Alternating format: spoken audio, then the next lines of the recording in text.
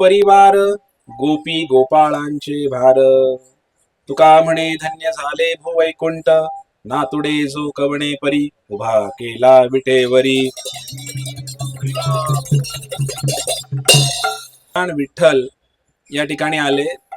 500 गोधन म्हणजे 500 गायी घेऊन आले. 700 सवंगडे म्हणजे 700 बालगोपाळ घेऊन आले भगवंत. पेंदे मंडळी भगवंतांचे मित्र.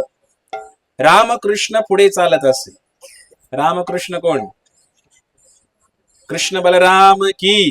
पुढे भगवान कृष्ण आणि बलराम चालतायत आणि पाठीमागे वासर आणि गाई आणि सगळे पेंदे मंडळी. अवघा नेला परिवार गोपी गोपाळांचे भार. अवघा परिवार नेला म्हणजे सगळं गोकुळ म्हणजे पूर्ण परिवार आहे भगवंताचा. हा सगळा परिवारच भगवंत घेऊन आले आणि बरोबर कोणाला आणलं? गोपी गोपाळांचा भार म्हणजे वृंदावनच्या गोपींना गवळणींना घेऊन भगवंत इथे आले असं वर्णन आहे. तुका म्हणे धन्य झाले भूवैकुंठ. वैकुंठ ही धन्य झालं कारण त्या वैकुंठामध्ये आता गोलोकाचे गोकुळाचे लोक आलेले आहेत. जे वैकुंठ धन्य व्हायचं असेल वैकुंठामध्ये हा रस नाही जो गोकुळामध्ये आहे. आणि म्हणून तुकाराम महाराज म्हणतायत धन्य झाले भू वैकुंठ नातुडे जो कवणे परी उभा केला विठेवरी. तर अशा या गोपाळ कृष्णाला या पंढरपुरामध्ये भूवैकुंठामध्ये विठेवर उभा केलं म्हणे संतांनी असं वर्णन आहे. म्हणून हे गोपाळपूर जे आहे या गोपाळपुरामध्ये भगवंत सर्वप्रथम आले आणि भगवंत आल्यानंतर अजूनही काही वर्णन इथं राहिले बरं का. काय राहिलं सांगा बरं तुम्ही. अजून काय आलं इथे? वृंदावनावरून काय काय गोष्टी आल्या इकडं. गिरिराज गोवर्धन की. गोवर्धन पर्वतही आला इकडे. तर गायी आल्या म्हणल्यानंतर गायी चरायला कुठे जातात? पर्वतावरती. ते जे गोपाळपुरावरती जे मंदिर आहे ते गोवर्धन पर्वत आहे. तर तो पर्वतही आला. अजून एक गोष्ट राहिली वृंदावनामध्ये यमुना मैया की. यमुना पण आली इकडे भगवंतांच्या पाठीमागे. आणि यमुना जी आहे पाठीमागून जो ओढा दिसतोय तुम्हाला तो तर छोटासा ओढा आहे पण यमुना आहे यमुना. आणि हिचं शास्त्रामध्ये पद्मपुराणामध्ये नाव आहे पुष्पावती. काय नाव आहे? ही नदी यमुना पण प्रकट झाली. गोवर्धन पर्वत प्रकट झाला. बाल गोपाळ प्रकट झाले. गोपी आल्या. वासरं आली. गायी आल्या. मग सगळं इथं आल्यानंतर हे काय झालं? वृंदावन धाम की. सगळंच इकडे प्रकट झालं. त्यामुळे हे वृंदावन भगवंताने प्रकट केलं. या वैकुंठ नगरीमध्ये भगवंताने वृंदावन तयार केलं.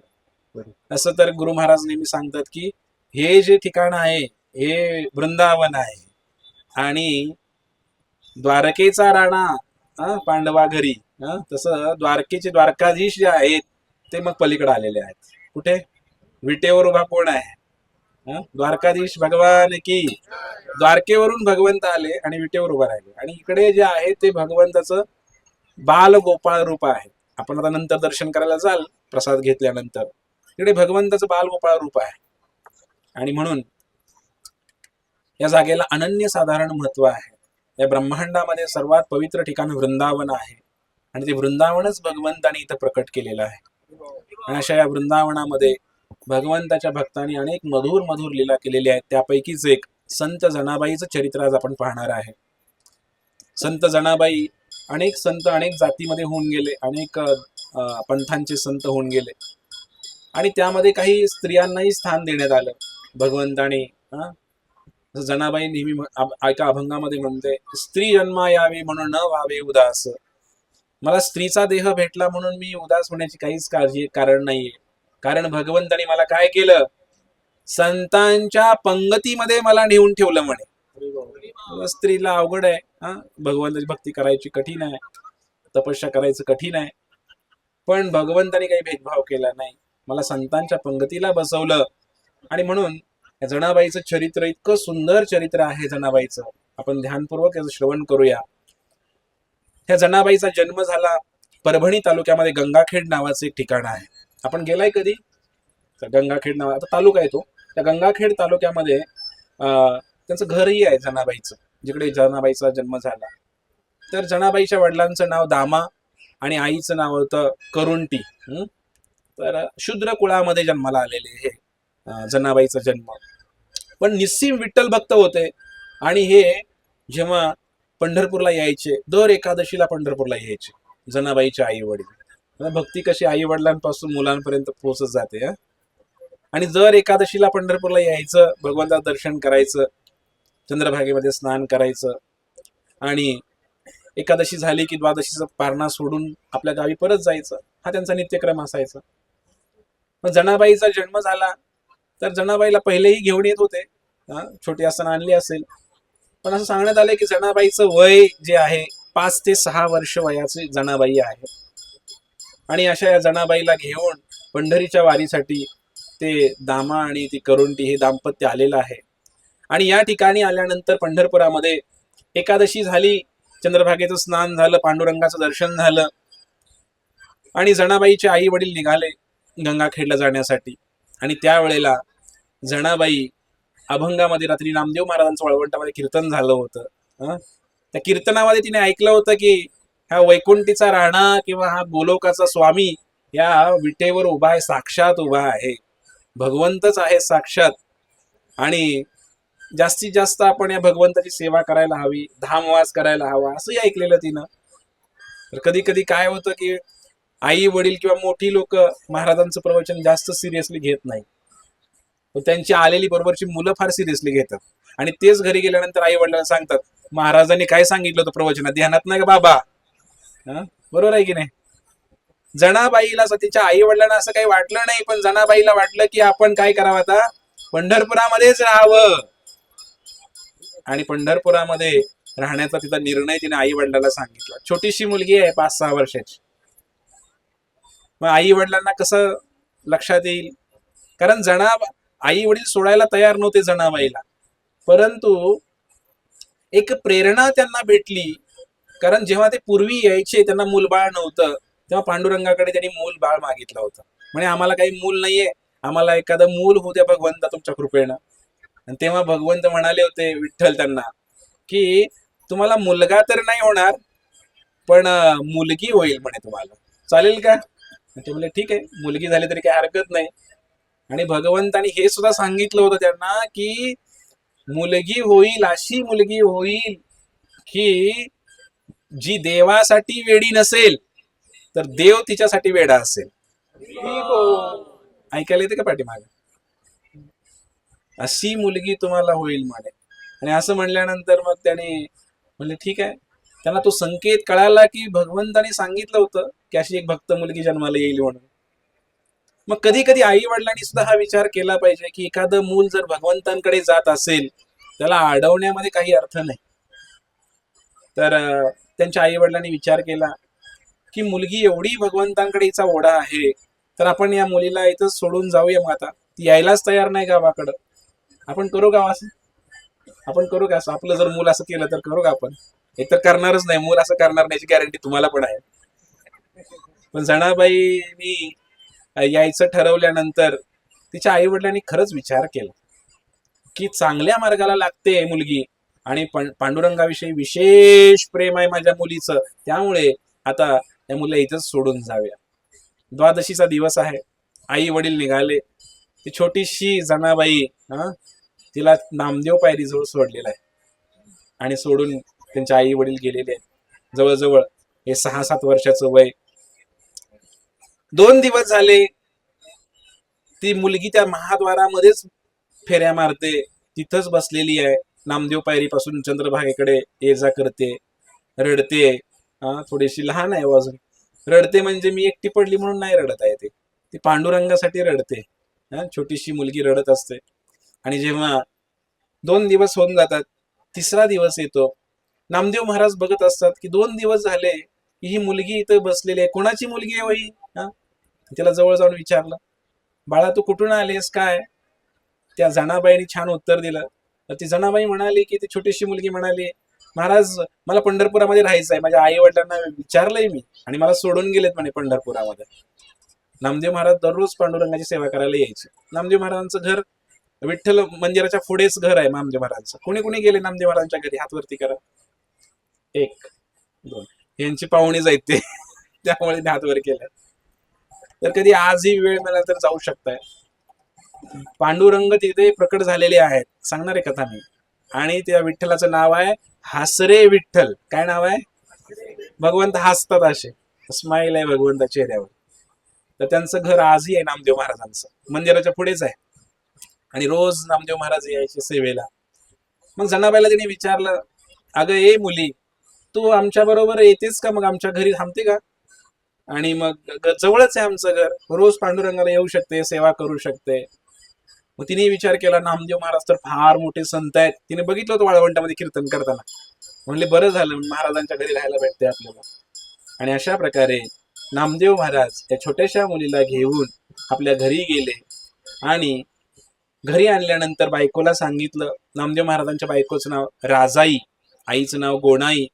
तर त्यांना सांगितलं की अशी अशी एक मुलगी आहे, अनाथ आहे आणि मला सापडलेली आहे मंदिराच्या पुढं. तर हिला काहीतरी सेवा द्या आणि आपल्याकडे ठेवून घ्या. मग नामदेव महाराजांच्या आईने आणि बायकोनी त्यांना सेवा दिली. झाडलोट करायची, धुणी भांडी करायची, हे जनाबाईला सेवा दिली. आणि सेवा दिल्यानंतर जनाबाई करायची. लहान असताना थोडी कमी सेवा असायची, तिच्या मानाने सेवा असायची थोडीशी. पण जसं जसं जनाबाई मोठी होऊ लागली, अतिशय प्रेमाने भगवंताची सेवा करायची. त्यामुळे तिला अजून सेवा देण्यात आल्या. नामदेव महाराजांच्या घरामध्ये 14 लोक होते. किती होते? म्हणजे नामदेव महाराज, त्यांचे आणि 3 भाऊ आणि त्यांचे आई वडील, त्या भावांच्या 4 भाव, टोटल 4 भाऊ, 4 भावांच्या 4 बायका, 8 आई वडील, 2 10, आणि अजून काय बहीण आणि काय असं त्यांची मुलं, काय असं धरून 14 लोक होते. जनाबाई त्यांच्या अभंगामध्ये लिहिते की हे 14 आणि मी 15वी. तर मी 15वी त्या घरामध्ये गेले म्हणे. अशा प्रकारे जनाबाई त्या ठिकाणी सेवा करत असते आणि इतकी प्रेमाने सेवा करते. आणि नामदेव महाराज तर तुम्हाला माहितच आहे, सांगायची गरज नाही. एवढा अधिकार या नामदेव महाराजांचा की नामदेव महाराज काही साधारण व्यक्ती नव्हते. असं एका अभंगामध्ये वर्णन आहे की सत्ययुगामध्ये, सत्ययुग म्हणजे जेव्हा हिरण्याक्ष आणि हिरण्यकश्यप आले होते, नरसिंह भगवान की, ते सत्ययुग. त्या युगामध्ये हे नामदेव महाराज भक्त प्रल्हाद म्हणून आले होते. आणि भक्त प्रल्हादांचं तुम्हाला माहितीच आहे, सदैव भगवंताचं नाव घ्यायचं, नारायण नारायण नारायण नारायण. का एक सेकंद सुद्धा त्या नावापासून अभिन्न झाले नाहीत असे भक्त प्रल्हाद. आणि या भक्त प्रल्हादाला सांभाळण्यासाठी, त्यांची काळजी घेण्यासाठी त्यांच्या महालामध्ये एक दासी होती, तिचं नाव होतं पद्मिनी. ही पद्मिनी म्हणजेच ही जनाबाई सत्ययुगामध्ये पद्मिनी होती असं वर्णन आलेलं आहे शास्त्रामध्ये. म्हणजे सत्ययुगामध्ये सुद्धा ही जोडी होती, नामा आणि जना. त्यानंतर आलं त्रेतायुग. त्रेतायुगामध्ये सुद्धा ही जोडी होती. माहितीये कोणाला त्रेतायुगामध्ये जनाबाई कोण होते? तर भगवंत प्रभू रामचंद्र यांच्या या काळामध्ये अंगद महाराज, नामदेव जे आहेत ते भक्त अंगद आहेत. अंगद माहितीये का, नाव ऐकलं आपण रामायणामध्ये? तर अंगद नामदेव महाराज होते. आणि जनाबाई कोण होती? मंथरा होती, मंथरा असं म्हणणं आहे. आता जनाबाईनी मग मंथरेच्या रूपामध्ये काही सेवा केली का अंगदाची? आता हे मला काही कुठे रामायणात वाचलेलं नाही, कधी वाचण्यात आलं तर सांगेन मी तुम्हाला. पण मंथरा होती जनाबाई त्रेतायुगामध्ये. आणि त्यानंतर जनाबाई, दुसरं युग आलं द्वापार युग. द्वापार युगामध्ये जनाबाई कोण होती? कुब्जा. तुम्ही ऐकलंय कधी मथुरेमध्ये कुब्जाची कथा ऐकली की रे? वाकडी होती 3 ठिकाणी, कुबाड आलो तिला, कुबाड, त्या कुब्जाला. आणि नामदेव महाराज कोण होते द्वापार युगामध्ये? श्रीकृष्णांच्या लीलेमध्ये नामदेव महाराज कोण होते? उद्धव महाराज की. उद्धव भगवंताचा प्राणप्रिय सखा आहे. तर द्वापार युगामध्ये उद्धवच नामदेवच उद्धवाच्या रूपाने आले होते.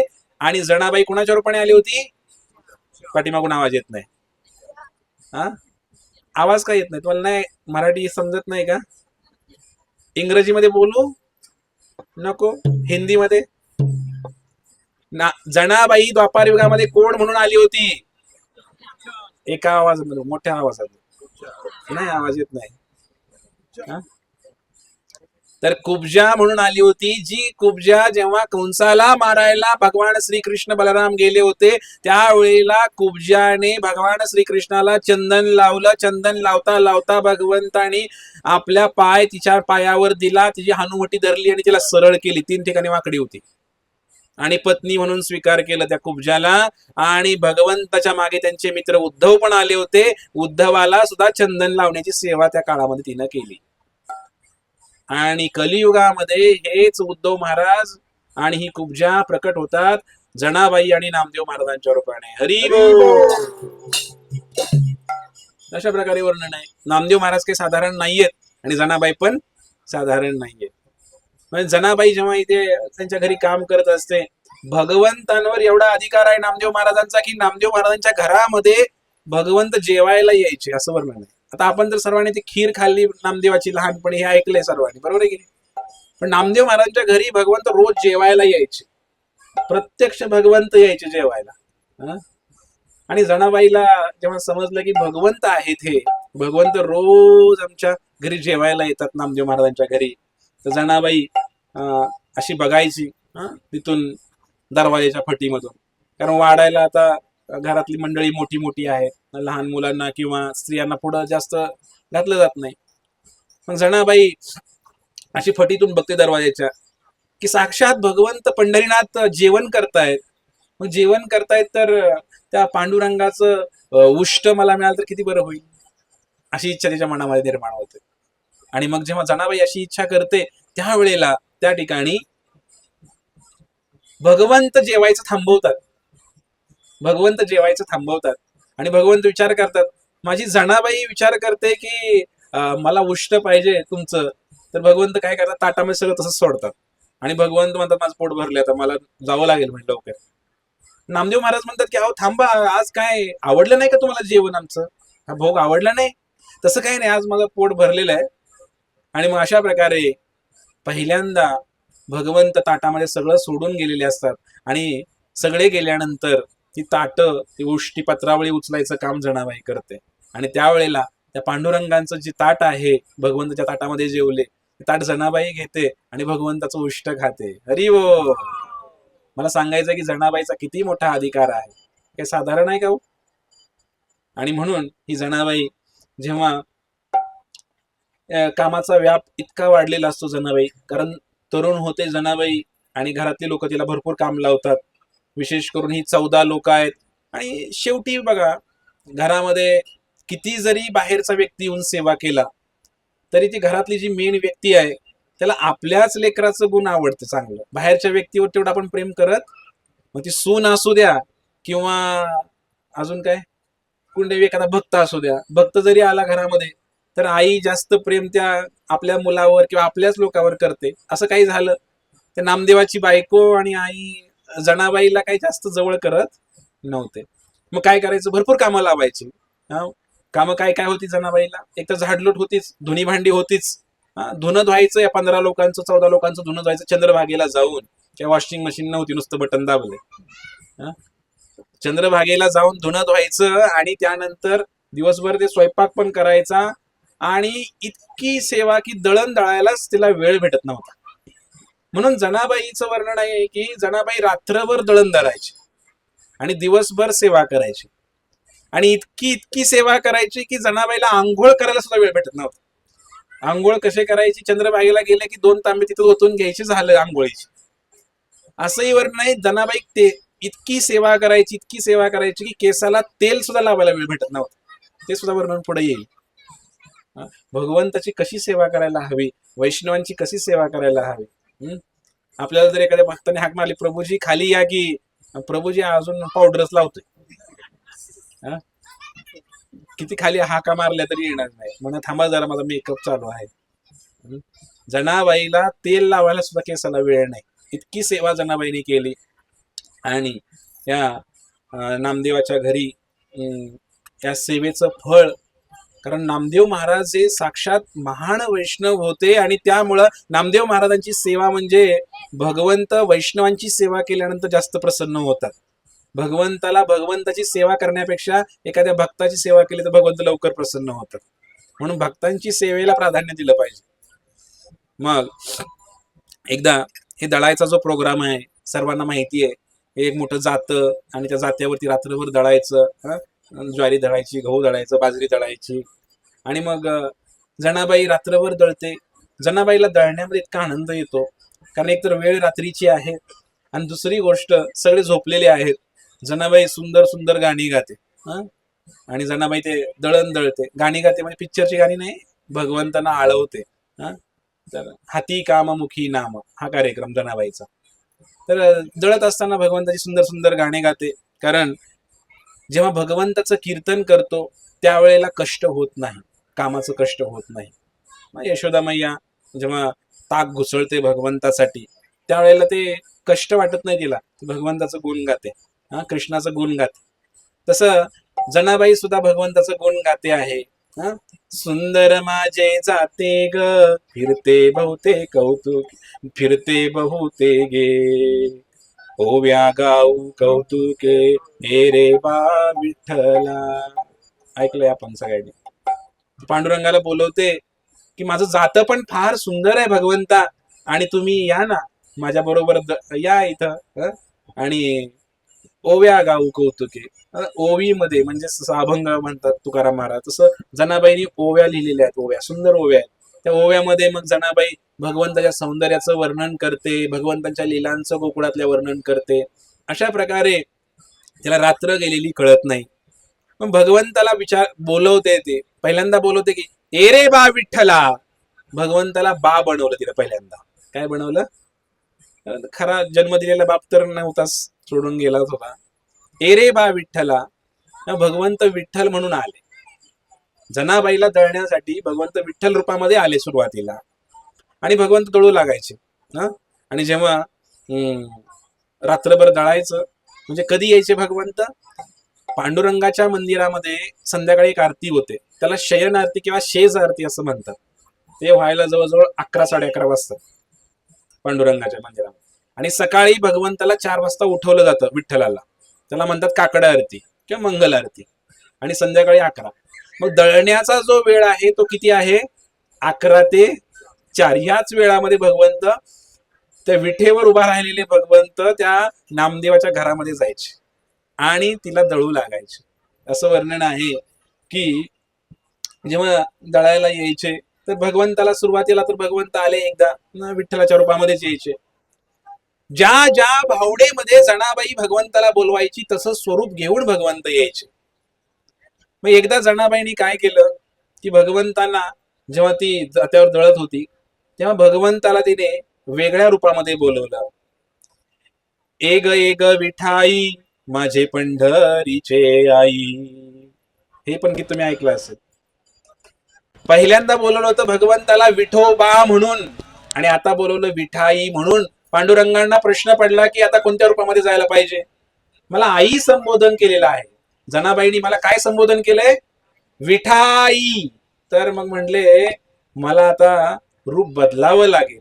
आणि पांडुरंगाने अक्षरशः रूप बदललं, एका स्त्रीचं आईचं रूप घेतलं भगवंताने. मग भगवंताने साडी घातली, भगवंताने हातामध्ये बांगड्या पण भरल्या, आणि भगवंताने गळ्यामध्ये मंगळसूत्र घातलेलं आहे, आणि भगवंत त्या आईच्या रूपामध्ये, विठाईच्या रूपामध्ये डोक्यावर पदरी घेतलाय. आणि भगवंत नामदेव महाराजांच्या घरी गेलेले आहे. कशासाठी? दळू लागण्यासाठी, जात्यावर दळण्यासाठी भगवंत गेलेले आहे. तर अशा प्रकारे ज्या ज्या भावनेमध्ये जनाबाई बोलवायची त्या त्या भावनेमध्ये भगवंत जनाबाईला मदत करायला जायचे. आणि भगवंत दळायला बसले की भगवंत म्हणायचे, ए जना नुसता हात लावतो, काय कर? नुसता हात लाव, दळतो मी बरोबर सगळं काही. सगळ्या दुनियाचं दळण मीच दळतोय खरं तर, तुझं हे दळण काय मला काही लई मोठी गोष्ट नाही. तर म्हटले तू नुसता हात लाव, दळायचं काम तर मीच करतो. रोज भगवंत यायचे आणि दळू लागायचे. आणि कधी कधी तर मग दळायचं, पण दळण्याच्या आधी पण एक प्रक्रिया आहे माहितीये का तुम्हाला? साळी कांडायच्या. तर पूर्वी त्या साळी ज्या त्या साळी उकळामध्ये कांडाव्या लागायच्या. तर त्याच्यासाठी सुद्धा भगवंत यायचे. कांडू लागण्यासाठी पण भगवंत यायचे. आणि एका अभंगामध्ये वर्णन करते जनाबाई, साळी कांडायास काठी चक्रपाणी उखळ झाडी. तर भगवंत काय करायचे? जनाबाईला म्हणाय तू नुसतं बस, हा ते उकळ साळवत असतो माहितीये का तुम्हाला, हा उकळ झाडायचं, त्या साळी कांडायच्या, परत झाडायचं, सगळं साफसूफ करून ठेवायचं, सगळं काम भगवंत जनाबाईचं करायचे आणि तू काही हात लावू नको म्हणायचे. पण जनाबाईंनी पाहिलं की भगवंताच्या हाताला फोड आलेले आहेत, ते मुसळाला हे करून करून भगवंताच्या हाताला फोड आलेत. आणि मग जनाबाई भगवंताला विनवते, भगवंता बास करा, मी करते उरलेलं, तुमच्या हाताला फोड आलेले आहेत. हा तर भगवंत हाताला आले फोड, जणी म्हणे उखळ सोड. ते सोडा, ते उखळ मुसळ सोडा, तुमच्या हाताला फोड आलेले आहेत. बघा भगवंत एवढी काळजी घेत आहेत की हाताला फोड येईपर्यंत भगवंत ते कार्य करतायत. हा आणि त्यामुळे अशा भगवंताला, जनाबाईचा आणि भगवंताचा सुंदर असा संवाद तिथं चालू असायचा. आणि दुसरं एक काम की जनाबाईला गौऱ्या, ते तर सगळ्यांना कथा माहितीच आहे, जनाबाई गौऱ्या लावायची, पूर्वी गाईच्या शेणाच्या गौऱ्या लावायच्या. मग त्या गौऱ्या गोळा करायच्या, एक टोपली पाटी, एक टोपलं घ्यायचं डोक्यावर आणि त्याच्यामध्ये त्या गौऱ्या गोळा करायला, शेताच्या जिकडे कुठे लावल्या असतील ना तिकडे गौऱ्या गोळा करायला जायचं. तर असंही वर्णन आहे की भगवंत जनाबाईच्या पाठीमाग जायचे.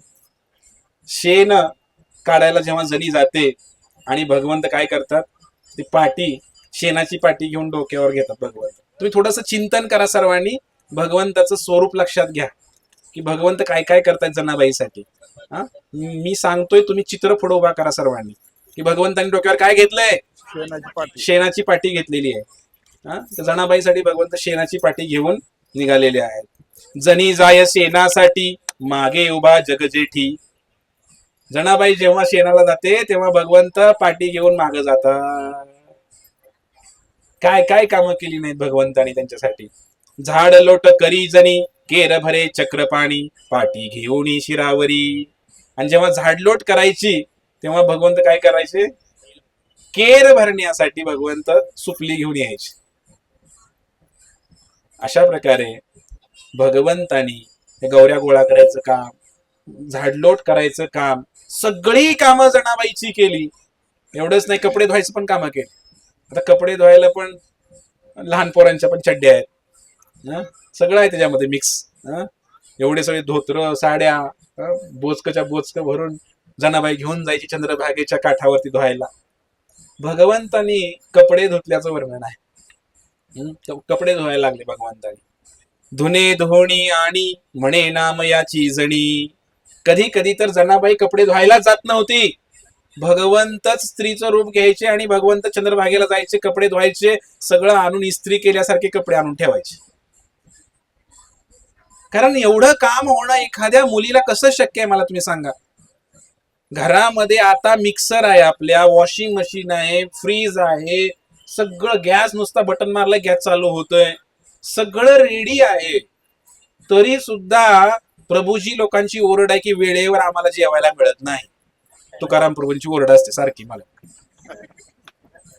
काय फोन केलाय की प्रभूजी अजून प्रसाद व्हायचा आहे. परंतु जनाबाईला कसं शक्य आहे एवढं सांगा मला तुम्ही. हे शक्यच नाहीये. धुवायचं, सगळं काढायचं, कुटायचं, 15 माणसाचं करायचं, एवढं शक्य नाही. हे केवळ भगवंतांच्या कृपेने शक्य झालेलं आहे. जर भगवंताचं भजन केलं तर असं होऊ शकतंय खरं.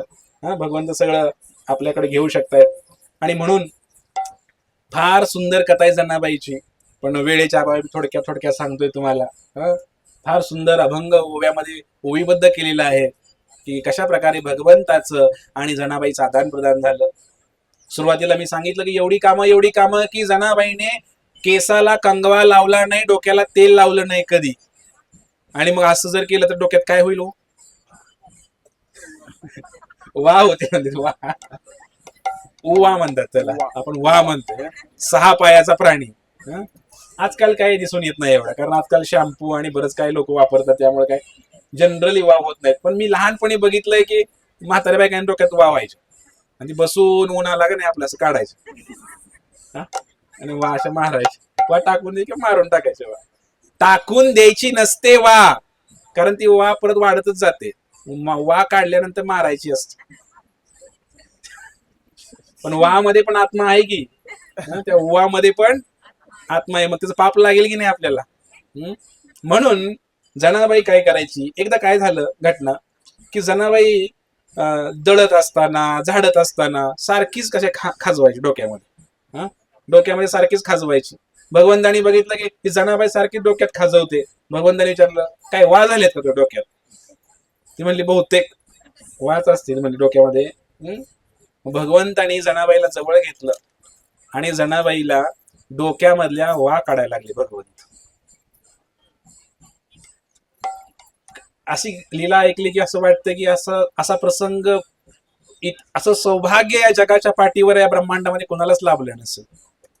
हे वा काढणं म्हणजे प्रेमाचं प्रतीक आहे. माहितीये का तुम्हाला. आई काय करते, मुलींच्या डोक्यातल्या वा काढायची. म्हणजे पूर्वी लहान असताना मी बघितलंय की मुलींना बसवून असं, मुलींच्या शनिवार रविवार शाळा सुटली असली की डोक्यातल्या वा काढायच्या. बाहेरची तिराहित व्यक्ती कधीही हे काम करत, त्याला सासू आई प्रेमाचीच व्यक्ती लागते कोणतरी, मुलगी वा काढायला. मग हे कार्य पांडुरंगाने केलं. त्या जनाबाईच्या डोक्यातल्या वा काढायचं काम भगवंताने केलं. एक एक वा काढायची, ती वा काढायची आणि भगवंत काय करायची, त्याला मारून टाकायची. काय त्या वांचं पण सौभाग्य. भगवंताच्या हातातनं मरण यायला सुद्धा सौभाग्य लागतं. प्रभू रामचंद्राच्या हातातनं एका व्यक्तीला मरण आलं. ते तसं रावणानेच मारलं होतं त्याला. काय नाव त्याचं, जटायू. पण भगवंतानी अंत्यविधी केला जटायूचा. ज्यांना ज्यांना भगवंतानी मारलं, मग ते राक्षस जरी असला तरी त्या राक्षसाला सुद्धा मुक्ती प्राप्त होते मंडळीनं, कितीही वाईट व्यक्ती असला तर.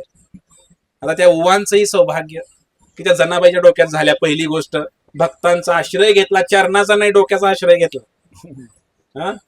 आणि पांडुरंगाने स्वतःच्या हाताने त्यांना मारलं त्या वाळांना. म्हणजे त्या वा सुद्धा किती सौभाग्यशाली असतील. आणि मग भगवंताने विचार केला, अगं जनी जरा गरम पाण्याने आंघोळ करतो. देव म्हणाले, भगवंत म्हणाले, गरम पाण्याने हे नाहीलं पाहिजे सगळं, म्हणजे ह्या उवा मरतील. मी तर काढलेत वा सगळ्या, पण अजून जरा गरम कडक पाणी केलं तर ह्या उवा मरून जातील. मग काय शिकेकाई वगैरे असले तर वापरू शकतात. आता कोण वापरतो शिकेकाई वगैरे, पण शॅम्पू वापरतात. म्हणजे शिकेकाई वगैरे लावून थोडस केलं पाहिजे. मग असं म्हणल्यानंतर भगवंतांना गरम पाणी केलं, गरम पाणी काढून दिलं. आणि त्यावेळेला जनाबाई आंघोळीसाठी बसलेली आहे न्हाणीमध्ये. आणि पाणी एवढं कडक होतं, गरम कर म्हणल्यावर गरम केलं. पाणी एवढं कडक होतं की जनाबाई म्हणते फार गरम आहे. भगवंत म्हणतात थांब जरा, थोडस थांब, मी ईशानाला पाणी घेऊन येतो. मला चंद्रभागेला जातात, हांडा भरून भगवंत पाणी घेऊन येतात थंड, त्याच्यामध्ये ईशान म्हणून घालतात. ते पाणी थोडस कोमट करतात आणि स्वतःच्या हाताने भगवंत जनाबाईचे केस धुतात. काय सौभाग्य त्या जनाबाईला भेटलेलं आहे. हजारो वर्ष हिमालयामध्ये तपस्या करून सुद्धा हा परमात्मा, हा भगवंत त्याला भेटत नाही.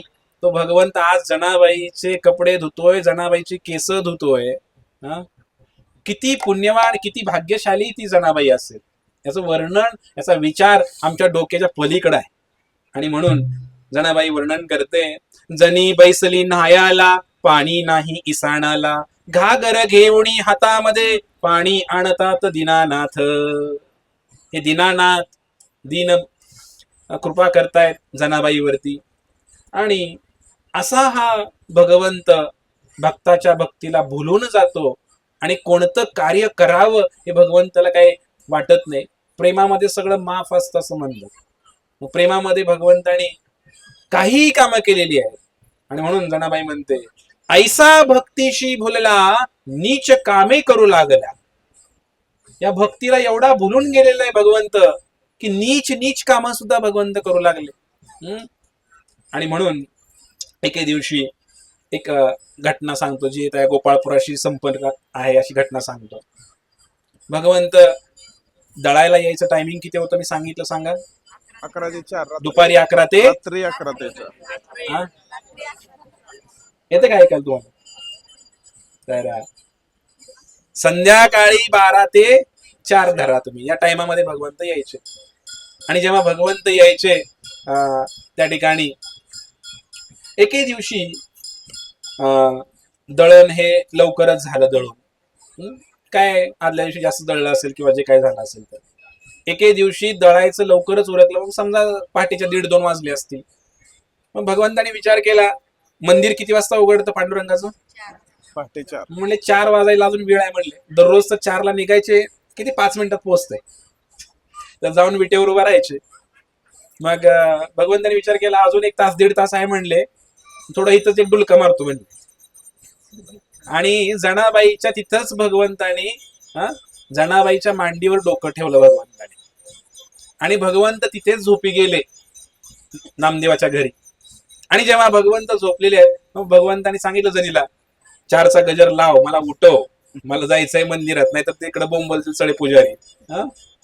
भगवंतानी सांगितलं होतं, परंतु भगवंतही झोपी गेले, जनाबाईलाही समजलं नाही. 4 वाजून गेले, भगवंत उठलेच नाहीत. इकडे देवळामध्ये देव नाही, लोक वाट पाहायला लागले. आणि इतक्यात जनाबाईने जाग आली. जनाबाईने उठवलं, अहो जावा जावा जावा म्हणे, तुम्ही म्हणला तर 4ला उठवा म्हणून, माझ्या पण लक्षात नाही, वेळ झाली म्हणे, उठा लवकर जावा, तिकडे पुजारी वाट बघत असतील. आणि मग भगवंत सुद्धा गडबडीनं उठले. आणि गडबडीमध्ये भगवंतानी काय केलं, भगवंताच्या गळ्यामधला जो हार होता तो तिथंच राहिला जनाबाई जवळ. आणि भगवंतानी काय केलं, त्या ठिकाणी जे वाकळ आहे, गोधडी आहे, भगवंतानी त्यांचा जो शेला होता, शेला तिथंच ठेवला आणि जनाबाईची वाकळच घेऊन गेले खांद्यावर. अशा प्रकारे भगवंत गेले. पदक माळा साय लादे, दिले टाकून गोविंदे, वाकळ घेऊन पळाले. भगवंत गडबडीने गेले ना. गडबडीमध्ये असं होतं कधी कधी, जे न्यायचं ते राहतं, जे नको आहे ते घेऊन जातं. भगवंत ते वाकळ आणि ती गोधडी घेऊनच त्या विठेवर मंदिरामध्ये गेलेले आहेत आणि विठेवर जाऊन उभा राहिलेले आहेत. आणि मग सगळ्यांना माहिती होतं की भगवंत जनाबाईशी बोलतात, जनाबाईच्या घरी पण जातात. आणि त्यांना वाटायचं की जनाबाईची कृपा नाहीये किंवा जनाबाईवर भगवंत प्रसन्न आहे, नामदेव महाराजांचा अधिकार आहे. नामदेव महाराजांच्या कृपेनं त्यांच्या घरी जातात. कुठं? नामदेव महाराजांच्या घरी भगवंत जातात, तिकडे जनाबाई आहे, तिला फायदा होतो. पण ती काय शेवटी अनाथाची पोर कुठनं आली काय माहित नाही. मग अशा लोकांवर डाऊट पण असू शकतो थोडासा. मग ते म्हणले काय चोरी बिरी पण करत असेल ती. त्यांना माहिती होतं की भगवंत जातात तिकडे.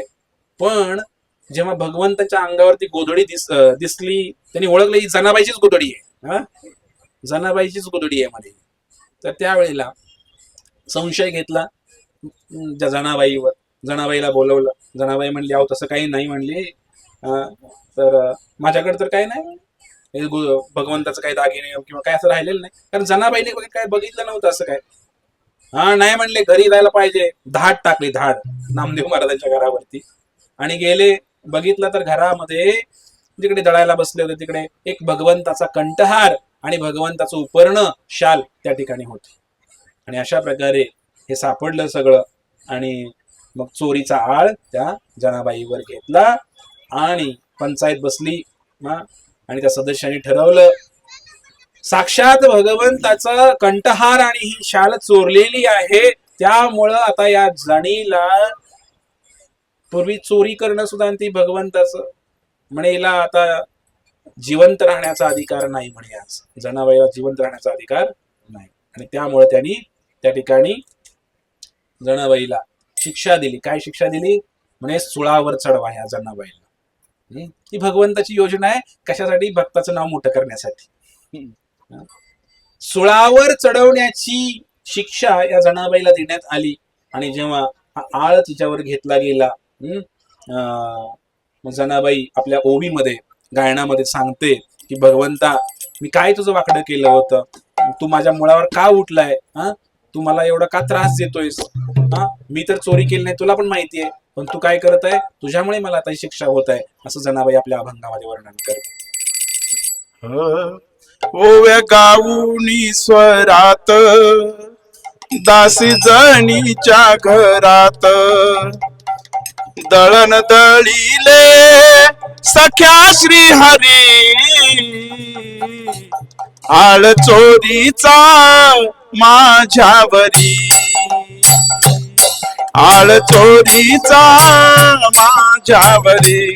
बोला, आळ चोरीचा माझ्यावरी, आळ चोरीचा माझ्यावरी. ओव्या गाऊनी स्वरात दासी जणीच्या घरात ओव्या गाऊनी कोणी स्वरात दासी जणीच्या घरात दळण दळीले सख्याची हरी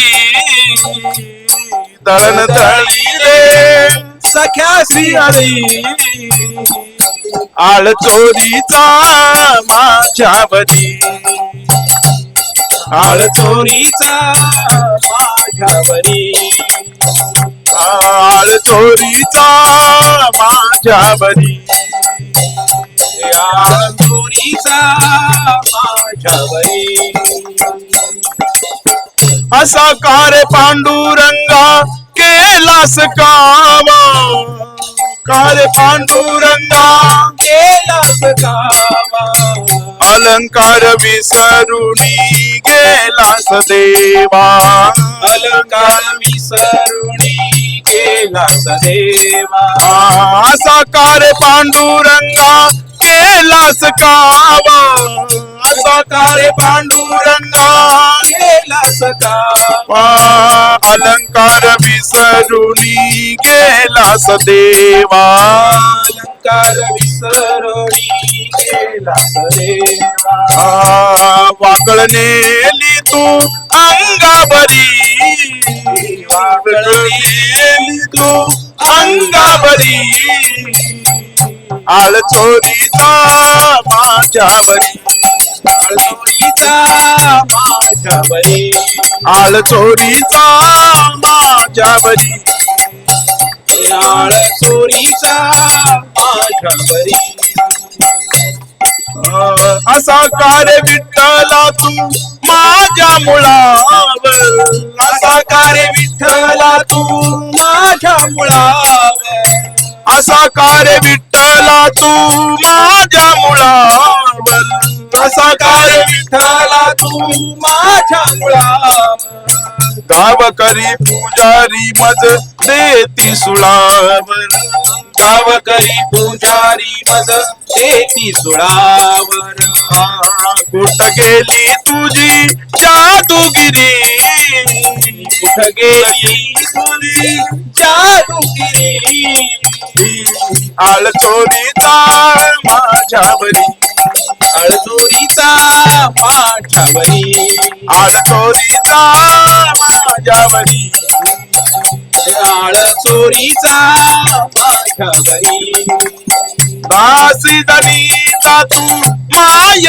बाप दासी जणीचा तू माय बाप दासी जणीचा तू माय बाप दासी जणीचा तू माय बाप तुझी चोरी करण्याचे नाही केले पाप तुझी चोरी करण्याचे नाही केले पाप तुझी चोरी करण्याचे नाही केले पाप तुझी चोरी करण्याचे नाही केले पाप घ्यावे जाणून तू अंतरी घ्यावे जाणून तू अंतरी आळ चोरीचा माझ्यावरी आळ चोरीचा माझ्यावरी आळ चोरीचा माझ्यावरी आळ चोरीचा माझ्यावरी आळ चोरीचा माझ्यावरी आळ चोरीचा माझ्यावरी आळ चोरीचा माझ्यावरी जनाबाईला या ठिकाणी का भगवंता तू माझ्यावर आळ घेतलास रे? काय तुझं वाकडं केलं होतं मी? हा, चोरी तर मी केली नाही, विनाकारण तू मला काय केलंस? बदनामी करतोय, माझा जीव पण जातो याच्यामध्ये. खर तर जनाबाईला काही परवा नव्हती की मी मरणार आहे म्हणून. बघा, भगवंतांचा हा मुद्दा फार लक्षात घेण्यासारखा आहे. जनाबाईंनी हा विचार नाही केला की जनाबाई माझा जीव जातोय. जनाबाईंनी हा विचार केला की भगवंताची मी भक्त आहे आणि भगवंताची मी भक्ती करते, आणि जर माझा मृत्यू झाला लोक काय म्हणतील? लोक म्हणतील की काय त्या पांडुरंगाचं एवढं गुण गायलं आणि शेवटी वाट्याला काय आलं बघा, यांच्या सुळावर चढवलं, चोरीचा आळ लागला. तर भगवंता माझं नाव नाही खराब होणार, भगवंता तुमचं नाव खराब होईल.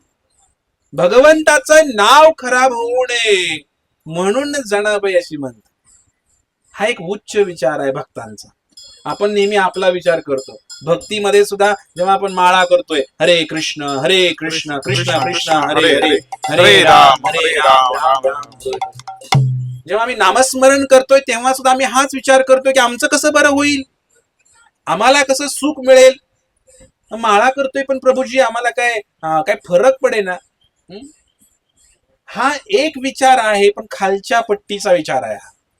वरचा विचार हा आहे की मी नामस्मरण केल्याने, मी या भगवंताचं नाव घेतल्याने त्या श्रीकृष्णांना काही आनंद झाला असेल का हो माझ्या नावानं, मी चांगल्या पद्धतीने नाव घेतलंय का. ही एक उच्च भावना आहे. भगवंताला सुख कसं होईल हा विचार एका भक्ताच्या मनामध्ये असतो. आणि जे नवीन भक्त आहेत मग मनामध्ये विचार असतो की आपल्याला कसं सुख होईल. पण त्याच्या पलीकडचा हा विचार की आज मी बनवलेलं व्यंजन, मी बनवलेला पदार्थ पांडुरंगाने खाल्ला असेल का हो. कधी कधी तर आपण एवढं काही बनवतो, 56 भोग माताजी बनवतात, पण त्या भोगामध्ये कधी मीठ असतंय नसतंय, कुणी कसं तळलेलं असतंय, काय कधी कच्च राहतंय. भगवंत काय काय पचवतात देवालाच माहिती. पण आपण हा विचार करतो का कधी की भगवंत खाणार आहेत आणि मग हे भाजलंय का नाही. देवाला म्हणलं की आपण कधी कधी तर असं जाणीवपूर्वक देवाला काहीतरी आपण असं इकडचं तिकडचं ठेवून टाकतो. म्हणून भगवंताला सुख द्यायचं हे एक भक्तांचा एक स्वभाव किंवा त्यांचा एक गुण आहे. आणि म्हणून जनाबाई पुढे म्हणते की भगवंता तुझ्या नादी लागले आणि माझं वाटोळं झालं, याचं फळ तू मला दिलं, तुझा खेळ मला माहिती झालाय. आता या जगाचं वाटोळं करणारा, चांगल्या लोकांचं वाटोळं करणारा तूच आहे म्हणे. जनाबाई भगवंताला म्हणते. आता भगवंताला शिव्या घालायला पण अधिकार लागतो बरं का. तुम्ही म्हणणार जनाबाई शिव्या कशी काय घालते भगवंताला. इतकी मोठी महान भक्त आहे की या पांडुरंगाला शिव्या सुद्धा घालायला कमी करत नाही, कारण प्रेमच तेवढं आहे. प्रेमामध्ये शिव्या काय, मारलं काय, सगळं सहन होतो. रस्त्यात जाणाऱ्या एखाद्या माणसाला कानाखाली मारावर नाही, पण आपल्या घरात एखाद्या बारक्या पोरला कानाखाली मारा काय नाही, परत 2 मिनिटं आगायला जाणार, परत बोलणार. जनाबाई या ठिकाणी भगवंतांना सांगते सगळ्या जगाचं वाटोळं तूच केलेलं आहे आणि विशेष करून चांगल्या लोकांचं वाटोळं तूच केलेलं आहे. तर भगवंताला म्हणते, भगवंता तू काय काय केलंय. पुण्यवंता पाताळात नेला, दरिद्र तो भाग्यवंत केला. बळीराजाला काय केलं, एवढा तो बळी महान पुण्यवान, त्याला तू पाताळात ढकललं, फसवलं त्याला. 3 पावलं जागा मागतो म्हणून तू घेतलं, सगळं जिंकून घेतलं, बिचाराला राहायला सुद्धा जागा दिली नाही तू कुठं. पुण्यवंता पाताळात नेला. आणि दरिद्र काय म्हटलं पुढं, दरिद्र तो भाग्यवंत केला. कोण, या सुदाम्याला खायचे वांदे होते, त्या दरिद्री सुदाम्याला तू काय केलंस. त्याला एवढं मोठी सोन्याची सुदामापुरी दिलीस. हे असले खेळ तू करतोस. गरीबाला श्रीमंत करतोयस, पुण्यवंताला पाताळात घाडलंस तू. चोरट्यांचा बहुमान केला, कीर्तिवंताचा अपमान केला. चोरांचं गुण तू गातोयस. या गोकुळामध्ये एवढ्या चोऱ्या केल्या, त्यांचं त्या पोरांचं गुण तू गातोयस. कीर्तिवंतांचा अपमान केला तू. धुंद झाला तुझा दरबार पांडुरंगा, धुंद झाला तुझा दरबार. तर जनाबाई भगवंताला ओरडते आणि एवढंच ओरडत नाही. जणी म्हणते, जाणी तुझे खेळ बरे नाही केले देवा. तू बरं केलं नाही देवा. माझ्या चोरीचा आळ घेतला, ते बरं नाही केलं. हे तुझंच आहे सगळं कांड. तूच आला माझ्याकडे, मी काही दळायला ये म्हणलं होतं का तुला. तूच आमच्या घरी आलास, दळू पण लागलास आणि ते शेला पण विसरून तूच गेलास आणि आता आळ माझ्यावर आणलेला आहेस. हे सगळे तुझे कांड मला आता कळालेले आहेत भगवंता.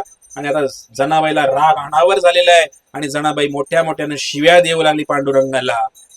अरे अरे विठ्या, मूळ मायेच्या कारट्या, ए विठ्या, ए कारट्या. असं म्हणायला कसं वाटते, कारण आपला एवढा अधिकार नाही हो. काय अधिकार असेल त्या जनाबाईचा भगवंतावर. जसं आई लेकराला ओरडते या पद्धतीनं जनाबाई ओरडायला सुरू करते. अरे अरे बिठ्या, मूळ मायेच्या कारट्या, ही तुझीच माया आहे, त्या मायापती तूच आहेस. हा, आणि तुझी रांड रंडकी झाली. हा, पांडुरंगाला शिव्या देते. तुझी रांड रंडकी झाली, जन्म सावित्री चुडाने आली. म्हणजे तू मर थोडक्यात म्हणायचंय. हा, तू मेला कशाला आला इकडं, मरतो. विठो तुझे गेले मडे, तुला पाहून काळ रडे.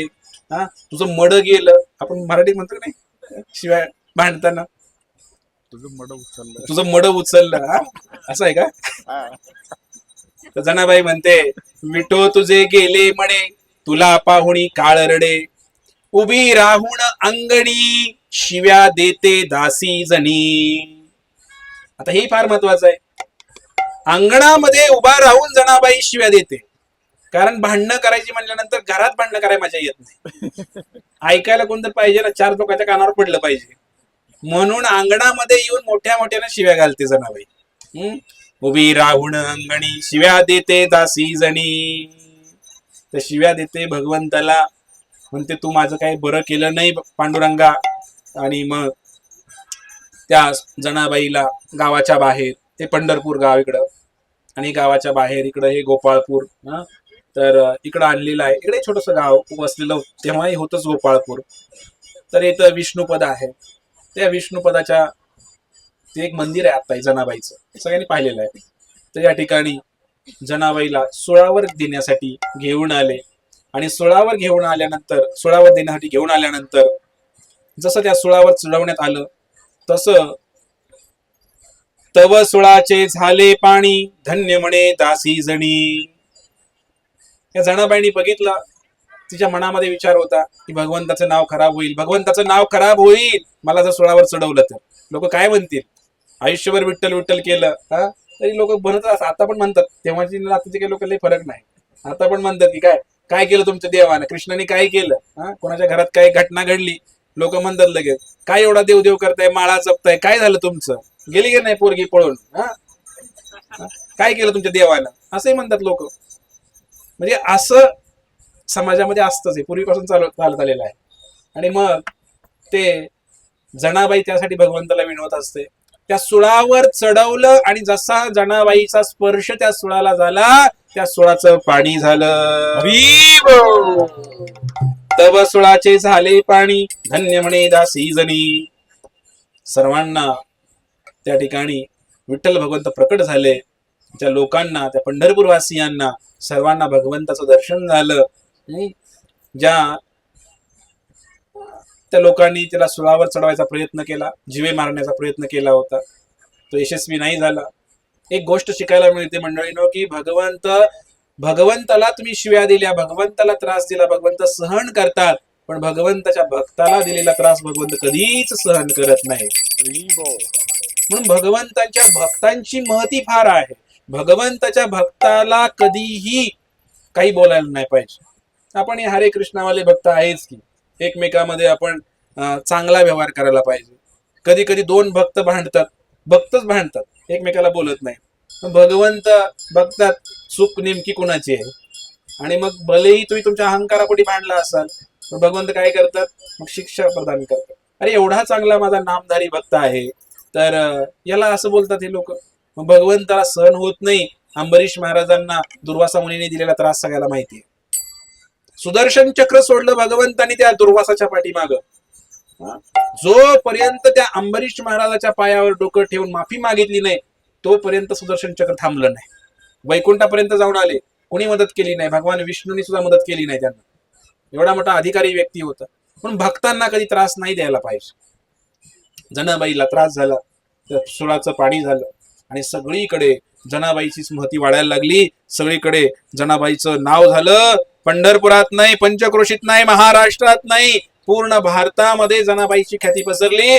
म्हणे जनाबाईसाठी भगवंत दळायला येतात, तिचे कपडे धुवू लागतात. जनाबाईसाठी भगवंताने एवढा मोठा पराक्रम केला की त्या सोळाचं पाणी झालं. ही घटना हळूहळू हळूहळू हळू सर्वत्र पोहोचली. जनाबाईचं महत्व वाढू लागलं, तिचा मान सन्मान मिळू लागला. परंतु जनाबाईची कामं आणि तिचं वागणं काय बदललं. कधी कधी भक्त झाला, दीक्षा झाली की लोकांना फार मोठं झाल्यासारखं वाटतं. आम्ही हरिनाम दीक्षित आहे, आम्ही ब्राह्मण दीक्षित आहे. असं गळ्यात एक पाटील बांधायला पाहिजे, आमची ब्राह्मण दीक्षा झालेली आहे, म्हणजे बरं वाटतं त्याला, आहे की नाही? तर अशाही भक्तामध्ये अहंकार येतो. पण जनाबाईने कधी अहंकार येऊ दिला नाही. जनाबाई काय करते, तेच काम करते, झाडायचं, लोटायचं आणि गौऱ्या थापायच्या, हेच काम करते आणि अतिशय नम्रतेनं सेवा करते. नामयाची जणी सवेवेची शेणी. ही कीर्ती पोहोचली उत्तर प्रदेशामध्ये, काशीपर्यंत कीर्ती पोहोचली. त्या काशीमध्ये कबीर महाराज होते, एक समकालीन सगळे संत वर्ग आहे. तर हे ज्ञानेश्वर महाराज, नामदेव महाराज, हे कबीर महाराज तिकडं, संत रोहिदास, हे सगळे समकालीन संत. तर काशीपर्यंत महिमा पोहोचला आणि काशीमध्ये कबीर महाराजांना इच्छा झाली की म्हणले अशी एक महान संत पंढरपुरामध्ये राहते, तिचं दर्शन तरी घेऊन यावं. कारण जिकडे कुठे जर तुम्हाला कळालं, आजकाल तर मोबाईल मध्ये लगेच कळतंय, तर अशा महान संतांचं दर्शन एकदा करावं आयुष्यामध्ये. लव मात्र साधू संगे सर्व सिद्धी है, अशा या एखाद्या साधूच पांडुरंगाच्या महान भक्ताचं नुसतं दर्शन जरी झालं तरी सगळी पाप नष्ट होतात आपली. म्हणून महान भक्ताचं, संतांचं दर्शन व्हायला पाहिजे. आणि मग कबीर महाराजांनी ओळखलं की जनाबाईशी भगवंत बोलतात, तिची कामं करतात, काय तो अधिकार त्या जनाबाईचा, अशा या जनाबाईचं, या संताचं दर्शन मला झालं पाहिजे. काशीवरून पायपीट करत ते कबीर महाराज पंढरपुरामध्ये पोहोचले आणि त्यांना विचारलं, पांडुरंगाचं दर्शन घेतलं नाही कबीर महाराजांनी. ते म्हणले पांडुरंगाचं दर्शन नंतर, पहिलं जनाबाईचं मला दर्शन करायचं आहे म्हणले. कारण भक्ताची महती भगवंतापेक्षा जास्त आहे.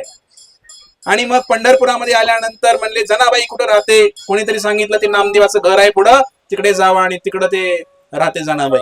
नामदेवाच्या घरी गेले, घरामध्ये विचारलं तर सांगितलं जनाबाई कुठे आहे. अहो म्हणले कबीर महाराज तुमचंही नाव आम्ही ऐकलेलं आहे, या बसा काही खावा. नाही नाही म्हणले, जोपर्यंत त्या जनाचं दर्शन होत नाही तोपर्यंत मी काही घेणार नाही. अशी ओढ लागायला लागते भगवंताच्या भक्तांच्या भेटीची ओढ. हा एक मोठा विषय आहे खरं तर. भगवंताची ओढ वेगळी, भक्तांच्या भेटायची वेळ वेगळी. भगवंताला भेटल्यानंतर जो आनंद येतो त्याच्या लाखो पटीने जास्त एखाद्या शुद्ध भक्ताला भेटल्यानंतर आनंद होतो. जनाबाईचं दर्शन करायचं म्हणून कबीर महाराज आसुसलेले आहेत. एवढ्या दिवस चालून चालून गोपाळ आले. कोणीतरी सांगितलं नामदेव महाराजांचं शेत आहे इकडं. आता जे आपण बघतो नाही, गोपाळपूरमध्ये मंदिर आहे का, गोपाळ कृष्ण भगवान की जय. रामदेव महाराजांचं शेत इकडं होतं. तर म्हणे कोणीतरी सांगितलं की ते शेतामध्ये गेले म्हणे, गोपाळपूरला गेले म्हणे. मग सगळे ते कबीर महाराज इकडे आले, या गोपाळपुरामध्ये आले आणि कबीर महाराजांनी या ठिकाणी बघितलं त्या शेतामध्ये काही महिला होत्या आणि त्यांची भांडणं चालू होती. कबीर महाराज पोहोचले, बायकांची जोरदार भांडणं चालू होती. फक्त केसाला धरून आता वडायचं बाकी होतं. एकमेकीला शिव्या घालतायत आणि चालू आहे. मग तिथं आल्यानंतर त्यांना वाटलं, तिकडे त्यांनी बघितलं म्हणजे शेत तर आहे, महिला पण दिसत आहेत, पण तिकडं जनाबाई असण्याची काही शक्यता नाहीये म्हणे. कारण भांडणारी असं कुठं संत असते का हो? अशी भांडणारी बाई कुठं काही संत असते का? ते म्हणले इथं नाही काही शक्यता. म्हणले जनाबाई कुठे आहे? हा म्हणले तीच तर जनाबाई आहे म्हणले, जवळ जाऊन बघा म्हणले. मग कबीर महाराज आले इकडे, जवळ गेले. म्हणजे जनाबाई कोण आहे, कोणाला विचारलं. ज्या बाई संग भांडण लागलं होतं, भांडण या गोष्टीचं लागलं होतं की जनाबाईनी काही गौऱ्या लावल्या होत्या, थापल्या होत्या, त्या बाईनी काही गौऱ्या लावल्या होत्या, तर त्या गौऱ्या अशा रचल्या होत्या वाळल्यानंतर. तर त्या बाईनी काय केलं, जनाबाई यायच्या आधी तिच्या काही गौऱ्या चोरल्या आणि तिच्या गौऱ्या आतमध्ये लपवून ठेवल्या आणि वरनं हिच्या गौऱ्या लावल्या. असा पराक्रम त्या महिलेनं केला. मग असं केल्यानंतर मग तिथं ते पोचले कबीर महाराज आणि कबीराने विचारलं जनाबाई कोण आहे ह्यात तुमच्यापैकी? तर ते म्हणले ही काय म्हणली, हीच ती जणी आहे म्हणली. तुम्ही कोण आहे म्हणले? मी म्हणले मी काशीवर ना आलोय, कबीर आहे माझं नाव, कबीर महाराज आहे म्हणले. म्हणले थांबा. मग म्हणले ते जनाबाई संग ते कबीर महाराजांना आश्चर्य झालं की आता हिला जणी म्हणते. त्या कबीराने डोक्याला हात लावून घेतला. म्हणले वर्षभर पायपीट करून त्या काशीवरनं मी इथं आलो म्हणले त्या जनाचं दर्शन घ्यायला. आजकाल म्हणले लोक काय संदेश काय व्यवस्थित पाठवत नाहीत म्हणले. आता व्हॉट्सअपला येणारा प्रत्येकच न्यूज काही खरी नसते, बरोबर आहे की नाही? कितीतरी फेक न्यूज असतात. तर तसंच काय झालं, कबीरांना वाटलं की म्हणले काय झालं हे, मी तर त्या जनाबाईचं दर्शन करायला आलोय म्हणले, पण म्हणले आजकाल लोक काही खरं बोलत नाही, खोटी माहिती माझ्यापर्यंत पोहोचली म्हणले. महान संत आहे म्हणे जनाबाई म्हणून सांगितलं, ही तरी भांडकुदळी बाई आहे म्हणले, गौऱ्यासाठी भांडती म्हणले, इथे घाणघाण शिव्या बी येते. आणि मग असं झाल्यानंतर कबीराने डोक्याला हात लावला आणि मग कबीर महाराज निघाले, विचार नाराज होऊन निघाले माघारी. आता जाऊ म्हणले, आता काशीला काय करायचं, काशीच बरी आपली. आणि मग कबीर महाराज निघाले, इतक्यात जनाबाई ओरडली, अय महाराज कुठं निघालाय? हा, ते म्हणले बाई नीट कशी बोलते बाई. म्हणले महाराज कशाला आलाय म्हणले तुम्ही इथं? हा, ते म्हणले काय झालं काय, मी काय चूक केली का? चूक काय म्हणली, चांगलं भांडण रंगात आलतं म्हणली, आमची मध्ये येऊन बिनकामाचं भांडण थांबवलं म्हणली. हा, चांगलं भांडण रंगात आलतं म्हणली आमचं, ती गौऱ्या आम्ही घेत होती म्हणली भांडण तुझ्याकडनं, मध्ये येऊन बिनकामाचं तुम्ही बोलला म्हणली, भांडण थांबलं का नाही आमचं? म्हणली काय बाय हो म्हणले, हा संत सोडा म्हणले, हिला साधारण स्त्री म्हणणं सुद्धा अवघड आहे म्हणले. ती म्हणली आता आमचं भांडण मिटवून जावा, एवढं काशीवर आलाय तर म्हणले. म्हणले काय करू शकतो मी म्हणले. ते म्हणले माझ्या गौऱ्या हिने आतमध्ये घातलेत म्हणले, वरनं हिच्या गौऱ्या लावल्यात म्हणले, तर म्हणले आता ही माझ्या गौऱ्या आणि हिच्या गौऱ्या वेगळ्या करा म्हणले. कबीर महाराज म्हणले आता गौऱ्या सगळ्या सारख्याच दिसत आहेत, तर म्हणले कसं काय मी वेगळं करणार सांगा. मग ते म्हणले मला माहिती आहे म्हणले, मी ज्या गौऱ्या थापलेल्या आहेत तर ती मी भगवंताचं कीर्तन करत करत गौऱ्या थापलेल्या आहेत, आणि माझ्या प्रत्येक गौरीमधनं आवाज येणार म्हणले विठ्ठल विठ्ठल विठ्ठल विठ्ठल विठ्ठल विठ्ठल विठ्ठल विठ्ठल विठ्ठल विठ्ठल विठ्ठल विठ्ठल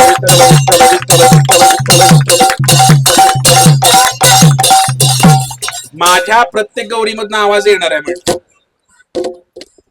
आता मात्र कबीर महाराजांना थोडस म्हणले काहीतरी आहे म्हणले इथं, गौरीतनं आवाज येतोय विठ्ठल म्हणजे काहीतरी आहे म्हणले. मग त्याला म्हटलं ठीक आहे बघू म्हणले, कारण संतांना ओळखणं एवढं सोपं नाहीये, गुरुला ओळखणं एवढं सोपं नाही, ते साधारणच दिसतात. परंतु म्हणून आपला पहिला नामप्रत काय आहे, काय पहिला नामप्रत? निंदा करणे. दुसरा काय? शिवब्रह्मादी देवांच्या नावावर नामस्मरण त्यांच्या समोर. हे सगळं जर तुम्ही जाणलं. तिसरा काय? सगळं विचारणार नाही, श्री गुरूंच्या आज्ञा करणे, गुरूंना समजणं, संतांना समजणं, गुरुला साधारण व्यक्ती समजणं हा पण एक नामापराध आहे. संतांना समजणं फार कठीण आहे. आणि मग त्या ठिकाणी कबीर महाराजांना तसंच वाटलं. कबीर महाराजांनी त्या ठिकाणी जनाबाईला म्हटलं ठीक आहे, एक गौरी घ्यायची, कानाला लावायची, काय आवाज येत नव्हता, आवाजच येईना. मग जवळजवळ निम्मा ठिकाणा झाला, नाही म्हणले आता येईल नक्की आवाज म्हणले. आणि मग कबीरांनी जसा आतमध्ये त्या ढिगाऱ्यात आतमध्ये हात घातला, एक गौरी कानाला लावली, त्या गौरीमधनं आवाज यायला विठ्ठल विठ्ठल विठ्ठल विठ्ठल विठ्ठल विठ्ठल विठ्ठल विठ्ठल विठ्ठल विठ्ठल विठ्ठल. त्या गौऱ्यामधनं आवाज यायला लागला विठ्ठल विठ्ठल विठ्ठल विठ्ठल. शुद्ध भक्तांच्या मध्ये एवढी ताकद असते की ज्या वस्तूला ते स्पर्श करतात त्याला सुद्धा नाममय करतात. म्हणून मी सांगितलं की नाव जे आहे भगवंताचं हे हाडामध्ये घुसावं लागतं. अजून आपल्या डोक्यात सुद्धा घुसलं नाही. घुसलंय का? हाडात कधी घुसणार? थंडी हाडामध्ये घुसते, तर भगवंताचं नाव का हाडामध्ये घुसू शकत नाही? चोखामेळा महाराजांच्या सुद्धा हाडामध्ये नाव घुसलं होतं. त्यांची तर हाडं सुद्धा विठ्ठल विठ्ठल बोलत होते. आणि म्हणून चोखामेळा महाराज जेव्हा त्यांच्याकडे काही करताल ताल झांज काही नव्हतं वाजवायला, त्या चंद्रभागेच्या वाळवंटातलेच 2 दगड घ्यायचे आणि त्याचाच चिपळ्या करायच्या, त्याचाच टाळ करायचा, विठ्ठल विठ्ठल म्हणायचं. ते 2 दगड पुन्हा काम झाले की टाकून द्यायचे पुन्हा चंद्रभागेच्या वाळवंटामध्ये. ते दगड सुद्धा पुन्हा बोलायचे विठ्ठल विठ्ठल विठ्ठल विठ्ठल. ज्या वस्तूला शुद्ध भक्त हात लावतात ती वस्तू सुद्धा भगवान नाममय होऊन जाते. एवढं नामस्मरण करावं लागतं. आपल्याला माळ हातात घेतल्यानंतर झपक्या येते, म्हणजे इतकं आपलं नाव घेत असतं आपण जोरात. ते नाव आपल्याला असं वाटतं की लोखंडाचे चणे खाल्ल्यासारखं, फुटाने खाल्ल्या, हरे कृष्ण कृष्ण कृष्ण हरे हरे, राम राम राम राम राम हरे हरे. आपण किती प्रेमाने नाव घेतो भगवंत. कधी एकदा माळ संपती 100 बाऱ्यावर काढून बघणार माळ. म्हणजे किती अवस्था गाठावी लागेल आपल्याला, विचार करा. की नावाचा एवढा प्रभाव की ते हरिनाम हाडामध्ये घुसावं लागतं. डोक्यात तर घुसावंच लागेल, नंतर हाडात घुसावं लागेल, आणि इतकं घुसेल की शरीर नाममय होईल, आणि तुमच्या शरीराला कोणी स्पर्श केला, ती वस्तू असो व्यक्ती असो, तो सुद्धा नाममय होऊन जाईल. हरिबोल. स्पर्श करायची सुद्धा गरज नाही. हरिदास ठाकूरांच्या जवळ एक वेश्या आली, 3 दिवस फक्त लांब बसली अंतरावर. 3 दिवसामध्ये भक्त झाली वेश्या सुद्धा. हा नावाचा प्रभाव आहे, ते नाव तिकडं पसरतं असं. आणि म्हणून जनाबाईंनी या ठिकाणी कोणत्याही अवस्थेमध्ये नाव घेऊ शकतो. भक्त प्रल्हादानी मातेच्या गर्भामध्ये नाव घेतलं, विचार करा. आईच्या गर्भामध्ये सुद्धा नाव घेऊ शकतो. दुसरं सांगितलंय की परीक्षित महाराज आईच्या गर्भामध्येच नाव घेतलं परीक्षित महाराजांनी भगवंताचं. बाल्या अवस्थेमध्ये एका भक्ताने नाव घेतलं, ध्रुव महाराज की काय 5 वर्षाचा बालक, पण त्याने भगवंताचं नामस्मरण केलं. तारुण्यामध्ये अंबरीश महाराजांनी नाव घेतलं भगवंताचं. आणि वार्धक्यामध्ये म्हातार वयामध्ये ज्याने आयुष्यभर कधीच कृष्ण पुढे असून सुद्धा कृष्णाचं नाव घेतलं नाही, त्यांनी मरताना वार्धक्यामध्ये म्हातारा झाल्यानंतर वनामध्ये गेल्यानंतर नाव घेतलं, त्याचं नाव धृतराष्ट्र. धृतराष्ट्राने नाव घेतलं भगवंताचं. म्हातारा झाल्यानंतर 100 पोरं मेल्यानंतर त्याला कळलं की भगवंताचं नाव घ्यायला पाहिजे, संसारात काही नाही. हे 100 पोरं मेल्यानंतर त्याला कळलं. आणि कधी कधी तर म्हातारपणी पण कळत नाही. मृत्यूच्या वेळेला जर एखाद्याला नाव घेतलं तरी उद्धार होऊ शकतो. आजामिळाने मृत्यूच्या वेळेला नाव घेतलं, नारायण नारायण, मरताना नाव घेतलं. आणि मरतानाही काही लोकांना कळत नाही, तर स्वर्गात नरकात कुठं गेल्यानंतर तिकडं सुद्धा नाव घेऊ शकतात. तर एक व्यक्ती आहे चित्रकेतू नावाचा, त्याला शाप भेटला होता, तो नरकात गेला, शाप भेटला होता. तिकडं जाऊन त्यांनी नामस्मरण केलं, नरकातनं तो स्वर्गामध्ये गेला नामस्मरण करून. आणि म्हणून नामस्मरण हे प्रमुख आहे.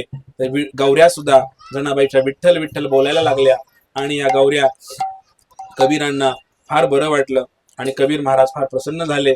आणि कबीरांनी एक दोहा रचला, बंद करा माईक. तर कबीरांनी दोहा रचला जनाबाईवरती. काय दोहा रचला? जनी जनी सब कहलाते, नामदेव की दासी. जनी जनी सब कहलाते, नामदेव की दासी. सगळे म्हणतात ही जनी कोण आहे? नामदेवाची दासी आहे. कहत कबीरा ओ नाही दासी.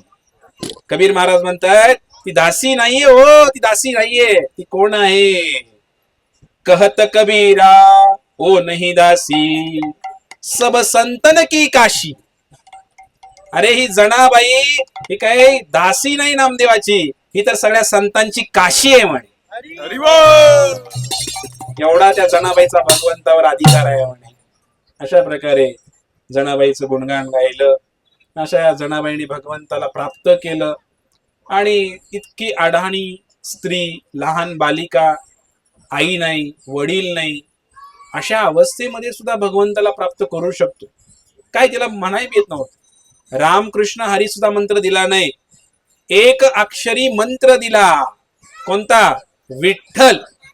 नामदेव महाराजांनी जनाबाईला एक अक्षरी मंत्र दिला, विठ्ठल. काही पात्रता लागत नाही. आपण भगवंताचं नाव घेण्यासाठी काहीच पात्रता नाही. नाम घेता उटा उटी, होय संसाराची तुटी. नाम घेता उठा उठी. उठता बसता आपण विठ्ठल पांडुरंग म्हणू शकतोय की नाही? म्हणून उठता बसताच म्हणायचं नाही, माळ घेऊन पण म्हणायचं आहे. कधी कधी अभंगाचा गैरअर्थ घेतला जातो. नाम घेता उठा उठी, होय संसाराची तुटी.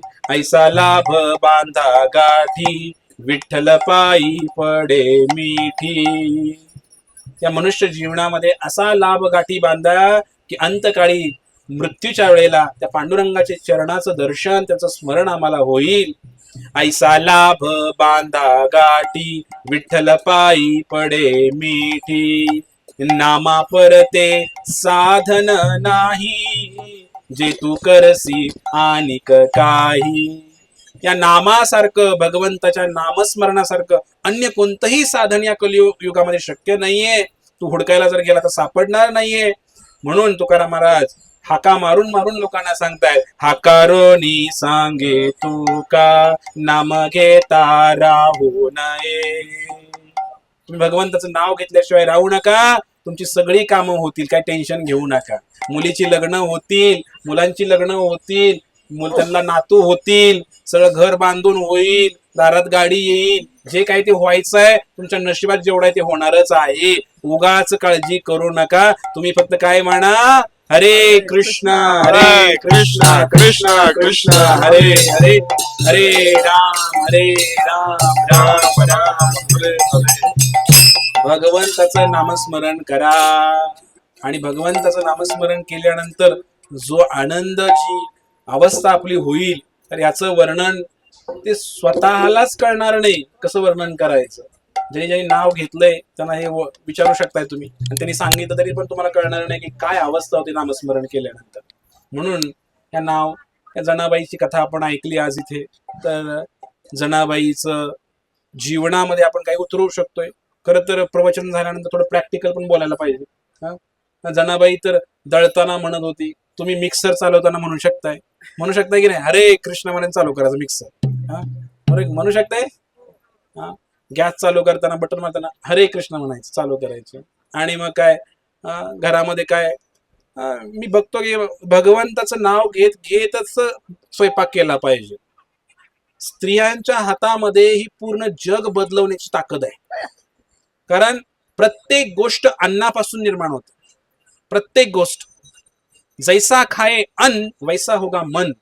म्हणून स्त्रियांनी खरं तर हे चूल आणि मूल हा जो सिद्धांत आहे, हा फार जगाला घडवण्यासाठी फार मोठा सिद्धांत आहे.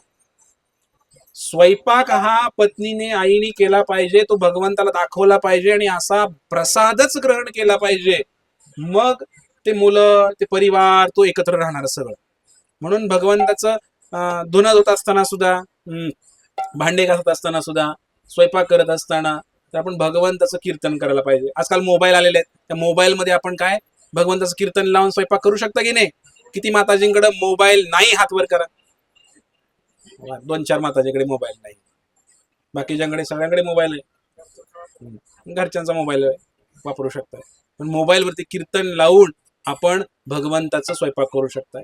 प्रभूजी लोक पण आहेत, गाडी चालवताना असतील, कुठे असेल, काय असेल, भगवंताचं कीर्तन करत करत. आजकाल काही काउंटर निघालेत बोटाला लावायचे.